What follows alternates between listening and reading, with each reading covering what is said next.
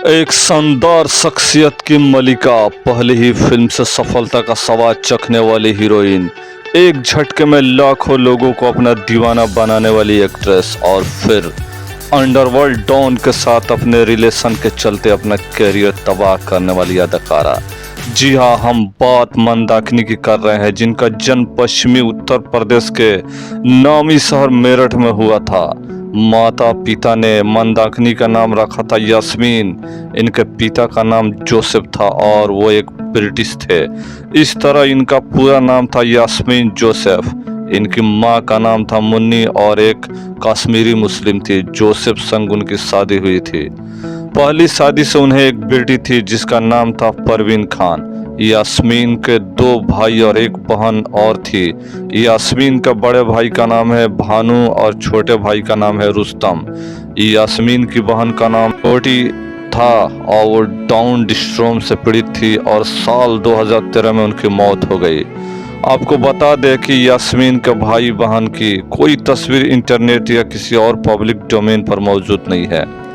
खूबसूरती ने खोला फिल्म इंडस्ट्री का दरवाजा। जी हाँ, चूंकि यास्मीन बहुत खूबसूरत थी तो हर कोई उन्हें देखकर यही कहता था कि ये लड़की एक दिन जरूर कोई हीरोइन बनेगी।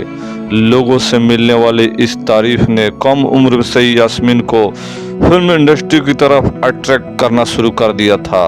कम उम्र से ही ये फिल्मों में हीरोइन बनने का ख्वाब देखने लगी थी। 80 के दशक की शुरुआत से यास्मीन ने फिल्मों में काम हासिल करने के लिए मेहनत करना शुरू कर दिया था। सनी देओल की डेब्यू फिल्म बेताब और फिर 1983 में आई लावा के लिए इन्होंने ऑडिशन भी दिया था, लेकिन तब यास्मीन की किस्मत ने इनका साथ नहीं दिया और वो फिल्मों उन्हें ना मिल सकी। कुमार गौरव ने दिखाया घमंड। जी हाँ, यास्मीन की किस्मत ने उस वक्त एक करवट ली थी जब कुमार गौरव के साथ उन्हें एक अघोषित फिल्म के लिए चुना गया था, मगर उन्हीं दिनों कुमार गौरव अपनी पहली फिल्म लव स्टोरी की सक्सेस के बाद नए स्टार बने थे। उन्होंने स्टार वाला नखरा दिखाया और कह दिया कि अपनी पहली हीरोइन विजेता पंडित को छोड़कर अब और किसी नई एक्ट्रेस के साथ फिल्म नहीं करेंगे। कुमार गौरव के इस फैसले का नतीजा ये हुआ कि यास्मीन का हाथ से वो फिल्म निकल गई।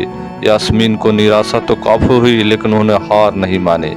असल में ये थी यास्मीन की पहली फिल्म। जी हाँ, यास्मीन ने कुछ ऐसी फिल्मों भी साइन की जो कभी बन ही नहीं पाई, मगर 1985 में यास्मीन को एक ऐसी फिल्म मिल गई जिसने उनको फिल्म स्टार और फिल्म इंडस्ट्री से जुड़े लोगों के बीच उठने बैठने का मौका दिला दिया। ये फिल्म थी मजलूम और यास्मीन ने इसे सन 1985 में साइन किया था। फिल्म के प्रोड्यूसर थे रजनीत विर्क और उन्हीं के साथ यास्मीन को फिल्मी पार्टियों में जाने का मौका मिला था। रंजीत विर्क ने इन्हें माधुरी नाम दिया था। एक फिल्म पार्टी में ही शोमैन राज कपूर की नजर यास्मीन पर पड़ी थी। उन दिनों राजकुमार अपने छोटे बेटे राजीव को बॉलीवुड में लॉन्च करने की तैयारी कर रहे थे और राम तेरी गंगा मैली नाम की फिल्म बनाने की प्लानिंग कर रहे थे। फिल्म के लिए उन्हें एक हीरोइन की तलाश थी। यूं तो उन्होंने डिम्पल कपाड़िया को लगभग फाइनल ही कर लिया था, मगर जब राज कपूर ने यास्मीन को देखा तो डिम्पल को अपनी फिल्म में लेने का इरादा उन्हें ड्रॉप कर दिया। राज कपूर ने यास्मीन को राम तेरी गंगा मैली में काम करने का ऑफर दिया, जिसे यास्मीन ने बिना देर किए स्वीकार कर लिया। ये राज कपूर ही थे जिन्होंने मेरठ की यास्मीन जोसेफ को उनकी फिल्म नाम मंदाकिनी दिया था, वो नाम जो अब उनकी पहचान बनने वाला था। बोल्ड सीन करके हो गई मशहूर। जी हाँ, राम तेरी गंगा मैली में कुछ ऐसे सीन थे जो बेहद बोल्ड थे, लेकिन मंदाकिनी ने बिना किसी झिझक के वो सीन पूरे परफेक्शन के साथ शूट किए। वो सभी सीन इतने लोकप्रिय हुए कि फिल्म पूरी तरह से मंदाकिनी की फिल्म बन गई। राम तेरी गंगा मैली बहुत बड़ी हिट फिल्म साबित हुई, लेकिन राज कपूर को इस फिल्म की सफलता से कोई फायदा नहीं हुआ। यास्मीन को मिली लोकप्रियता से राज कपूर को बहुत बुरा लगा। उन्हें लगा कि उनके पिता राज कपूर ने फिल्म में उनसे ज्यादा हीरोइन पर ध्यान दिया। राजीव को हुई इस गलतफहमी का नतीजा ये हुआ कि वो अपने पिता राज कपूर से नाराज रहने लगे। दोबारा कभी नहीं मिली वैसी सफलता। जी हाँ, दूसरी तरफ राम तेरी गंगा मैली की सफलता के बाद मंदाकिनी कामयाबी के शिखर पर पहुंच गई थी। बैक टू बैक उन्होंने कई सारी फिल्में साइन की। हालांकि राम तेरी गंगा मैली जैसी कामयाबी मंदाकिनी को फिर कभी नहीं मिल पाई। पहली फिल्म के बाद इक्का दुक्का फिल्मों में ऐसी रही जिनमें मंदाकिनी के काम की तारीफ हुई, लेकिन बाकी दूसरी फिल्मों में इनके किरदार बहुत ज्यादा दमदार नहीं रहे। मंदाकिनी ने रंजीत विर्क की फिल्म मजलूम सबसे पहले साइन की थी, लेकिन राम तेरी गंगा मैली में बिजी होने के चलते वो इस फिल्म पर ज़्यादा ध्यान नहीं दे पाई। नतीजा ये हुआ कि यह फिल्म राम तेरी गंगा मैली से 1 साल बाद यानी 1986 में रिलीज हुई। इसी वजह से रंजीत विर्क मंदाकिनी से काफ़ी नाराज रहने लगे। मर्फी बॉय से कर ली मंदाकिनी ने शादी। जी हाँ, अपने फिल्मी करियर में मंदाकिनी ने लगभग 50 फिल्मों में काम किया था। मंदाकिनी का करियर जब अपने पूरे उरूज पर था तब इन्होंने डॉक्टर कग्यूर टी रिनपोचे ठाकुर से शादी कर ली। तिब्बती मूल के डॉक्टर ठाकुर मंदाकिनी से मिलने से पहले एक बौद्ध भिक्षु हुआ करते थे। डॉक्टर ठाकुर दलाई लामा का फॉलोअर्स भी है। 70 के दशक में मर्फी के मशहूर एडवर्टाइजमेंट में नजर आया वो क्यूट बच्चा दरअसल मंदाकिनी का पति डॉक्टर कग्यूर टी निरपोचे ठाकुर थे।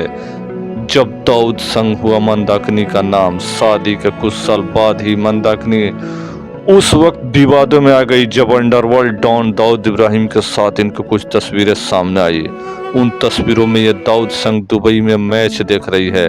ये तस्वीरें सामने आने के बाद मंदाकिनी के बारे में अफवाह उड़ने लगी कि इन्होंने दाऊद से शादी कर ली है और दाऊद के बच्चे की मां भी बन चुकी है। हालांकि मंदाकिनी ने इस खबरों को कोई बकवास बताया। उन्होंने कहा था कि वो दाऊद को जानती जरूर है, लेकिन उसके गैर कानूनी धंधे के बारे में उन्हें कोई जानकारी नहीं थी। न ही दाऊद संग उनका कोई अफेयर रहा। शादी और बच्चे का तो कोई सवाल ही पैदा नहीं होता। वक्त के साथ दाऊद वाली इस कंट्रोवर्सी से तो मंदाकिनी बाहर आ गई, लेकिन इसका बहुत बुरा असर उनके करियर पर पड़ा। मंदाकिनी को अच्छी फिल्में मिलनी बंद हो गई और धीरे धीरे मंदाकिनी फिल्म इंडस्ट्री से दूर होती चली गई। मंदाकिनी की आखिरी फिल्म थी जोरदार, जो कि साल 1996 में आई थी। गायक भी थी मंदाकिनी। जी हाँ दोस्तों, मंदाकिनी को गाने का भी शौक था। मंदाकिनी ने नो वैकेंसी और संबाला नाम से 2 म्यूजिक एल्बम भी निकाली थी। वही नामी म्यूजिक डायरेक्टर रहे बप्पी लहरी संग भी मंदाकिनी ने साल 1986 में डांसिंग सिटी नाम का एक एल्बम रिलीज किया था। ओरिजिनली बप्पी दा ने ये एल्बम नाजिया हसन के साथ रिकॉर्ड किया था, लेकिन बाद में नाजिया संग बप्पी दा की बात बिगड़ गई और बप्पी दा ने नाजिया की जगह मंदाकिनी से इस एल्बम संगीत के लिए रिकॉर्ड कराया। बेटे संग कर रही है कमबैक। जी हाँ, मंदाकिनी ने इन दिनों अपने परिवार संग मुंबई में रहती है। इनका एक बेटा है जिसका नाम रब्बील। बेटे रब्बील के साथ मंदाकिनी एक बार फिर से अपना कमबैक करने जा रही है। जल्द ही मंदाकिनी और उनके बेटे पर पिक्चराइज हुआ एक म्यूजिक वीडियो रिलीज होने वाला है जिसका टाइटल है माँ ओ माँ। दोस्तों, आपको मालूम हो कि मंदाकिनी के बेटे रब्बील ने बुशरा भट्ट से शादी की है। बुशरा भट्ट को देखकर लोगों को लगता है जैसे वो कोई मॉडल या फिल्म एक्ट्रेस है। हालांकि बुशरा फिल्म प्रोडक्शन के काम से जुड़ी हुई है। मंदाकिनी की एक बेटी भी है जिसका नाम रब्ज़े इनाया है। एक दौर में जवा दिलों की धड़कन रही मंदाकिनी अब एक बुद्धिस्ट तौर तरीकों से अपनी जिंदगी गुजार रही है। मुंबई में मंदाकिनी तिब्बतन योगा सेंटर चलाती है, जबकि इनके पति इनके साथ ही एक तिब्बतन हर्बल सेंटर चलाते हैं।